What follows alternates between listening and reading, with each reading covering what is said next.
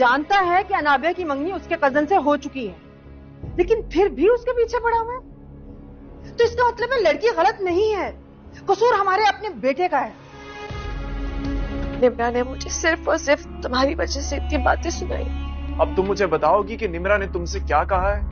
شاویز اس نے مجھے کہا کہ میں تمہیں بہکا رہی ہوں، میں اسے تم سے چھین رہی ہوں۔ اس نے کہا کہ اگر شاویز میرا نہیں تو میں اسے تمہارا بھی نہیں ہونے دوں گی۔ انابیہ اب ڈبل گیم کھیل رہی ہے۔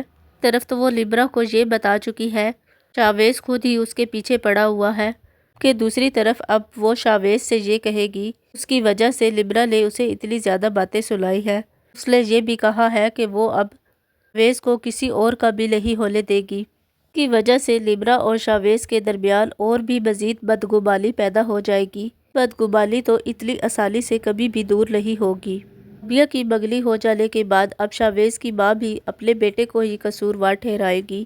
وہ یہ بات بھی اچھے سے جانتی ہے کہ ان کے بیٹے کی یہ سوچ انابیہ کی وجہ سے ہی چینج ہوئی ہے، پر اب انابیہ اپنی منگنی کروا تو چکی ہے لیکن جلد ہی اب یہ منگنی وہ خود ہی توڑ دے گی۔ وہ مریم کو اپنے ساتھ اپنی پھپھو کی تیمارداری کے لیے لے کر جائے گی۔ اویس نہ صرف مریم پر غصہ کرے گا بلکہ انابیہ سے بھی یہی کہے گا وہ مریم کو یہاں پر کیوں لے کر آئی ہے۔ اس کے اس طرح چلانے پر انابیہ اسے کہے گی کہ مجھے اس قسم کے لہجے کی عادت نہیں ہے، تو اویس کہے گا کہ اگر عادت نہیں ہے تو عادت ڈال لو کہ میرا یہی رویہ رہے گا۔